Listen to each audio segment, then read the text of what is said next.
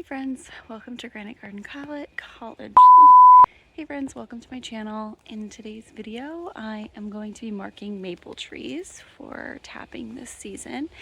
I already have marked about 1, 2, 3, 4, I think 5 trees that are pretty close to my yard, like pretty close to my house. So that's fantastic, but I'm looking for a handful more. I would like to tap like 9 or 10 trees this year. So I'm out here in the woods just kind of traipsing around looking for maple trees that are large enough to tap, that are on my property line.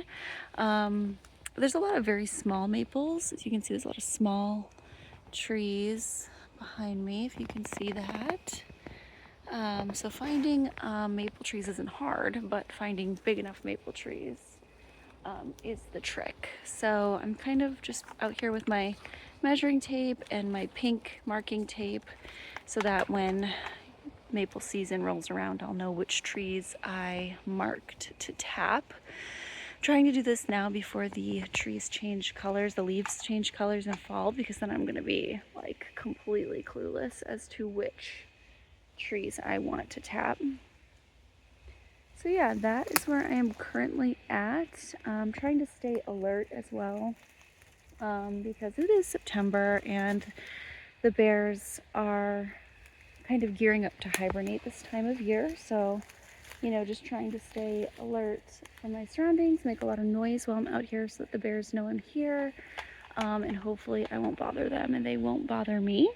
And hopefully I can find, I'm hoping 4 or 5 more maple trees that are worthy of tapping, of marking for tapping. So we'll see.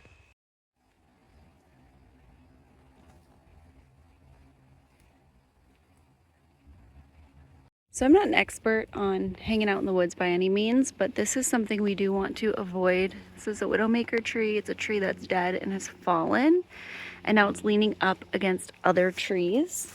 So if this tree, you can see how rotten it is, if this tree were to get disturbed, it could very easily fall down, and that can happen pretty abruptly. And if you're standing underneath or around this tree, you can easily get clobbered with a tree trunk, and that is obviously not safe. So just a little PSA about traipsing around in the woods. Keep your eye out for these things and try to avoid them as much as you possibly can. Another fun thing about traipsing around the woods is finding goodies that you're not expecting to find or looking to find, but you find them anyway. This is wintergreen, and they're strewn all around the forest floor, and they grow in very acidic soil, which is what we have here. So around these, the floor of the forest here is just littered with all kinds of wintergreen. So that's exciting, and I can definitely do some harvesting of some wintergreen berries and leaves a little bit later on in the season. So we can also see some tracks here where deer have come and hung out and bedded down. These disruptions in the forest floor are deer tracks. They come and they bed down in these little areas over here. You can see over there the forest floor is a little disrupted. They probably were laying around here, but that's pretty fun to see as well, just to see that we have had some recent deer in this area. I actually know that because I did see a deer right through the woods of my home. So we can see that we have some scat here, and I have no idea what type of scat this is. This doesn't look like deer to me, which is a little concerning because deer are kind of like the least of my worries out here. But I don't know if this is like coyote scat or bear scat, what kind of poop this is, but I'm going to be even more aware. It looks pretty fresh, so I'm going to be even more aware that there's other critters hanging out around here, which of course I knew, but seeing fresh poop is kind of a little bit different than seeing like deer tracks. So I'm going to be even more aware of my surroundings, trying to stay cognizant of my surroundings. There's a squirrel that just walked by. He sounded so loud, it scared me. So yeah, I'm just gonna be more aware of my surroundings and you know, just try to get this job done so that I'm not out here in the woods alone without bear spray, making foolish choices.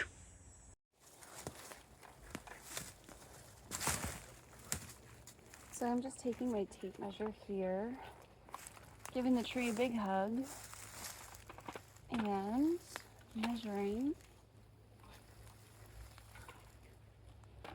the circumference. And I'm looking for about 31 to 33-ish inches. So I see that this one is 35 inches. So this is a tappable, healthy, mature maple tree. So wind up my tape measure here. Otherwise it's gonna get super tangled. Ooh. Ooh. I don't like stuff falling on me. Freaks me out. You never know if it's a bug. I'm not like a huge fan of bugs. Alright, so I'm going to do like a double wrap on this one because I want to be able to see it pretty easily. This is a little bit further back from my home. I don't know if you can see in this video, but my home is like through the trees through here. So it's not super far away, but I do want to be able to easily see this tree from the edge of my property, or my yard line, I should say. This is my property, but from the edge of my yard line, I want to be able to see this nice big tree. I don't have like a audio, what's the word I'm looking for? Like a speaker? That's not what I'm looking for. Recorder? I don't know. I don't have an audio piece, so hopefully you can hear me well. That's all I'm doing. I'm just marking this tree so that when maple season rolls around, I know this is a mature, large enough maple tree, and we're gonna tap this tree when the time comes.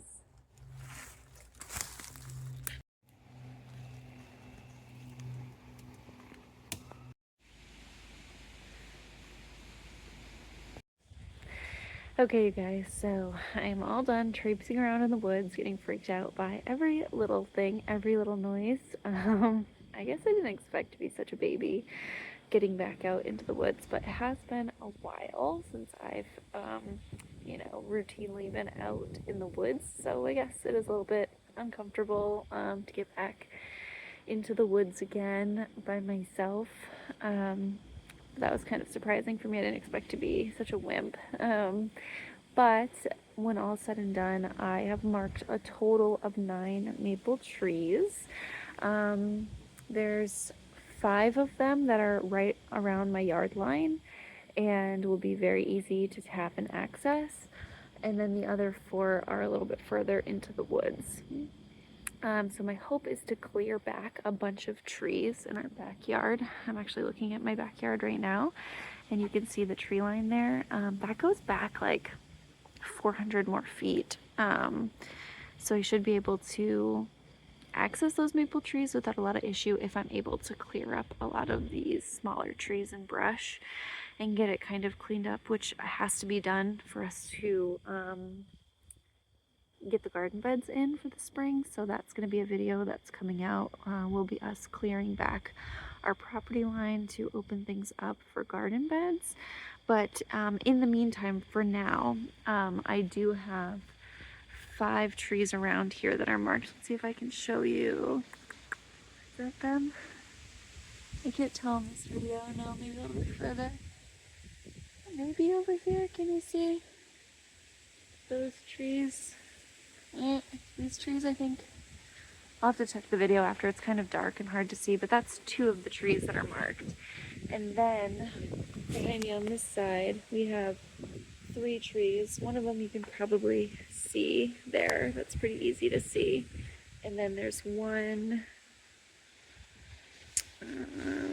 Again, there's a glare on my phone, so I can't necessarily point out the other 2 to you, but there are 5 that are very accessible from my home and only a few steps away from my home, and then the other 4, like I said, are further back. And I guess I didn't really explain this very well in the video that I filmed earlier, the part of the video that I filmed earlier where I was actually out in the woods. But what I'm looking for is mature, healthy maple trees that don't have any signs of rot or disease or pest infiltration. I'm looking for trees that are at least 31 centimeters in centimeters, that's not true, 31 inches in circumference, because we want trees that are a minimum of 10 inches in diameter. And to find the diameter of a tree, which is the middle point of the two in a circle, you know, you get the two middle points. I don't know if I'm explaining this very well, but the circumference is the distance around the tree. If you actually take a tape measure and wrap it around the tree, and then the diameter is like the two ends of the tree split, you know, down the center. That doesn't, I'm not explaining this very well, but if you need to, you can look up what the diameter is in a tree. But we want at least 10 inches in diameter, and to find that you would take the circumference, measure that, and divide it by pi, which is 3.14159.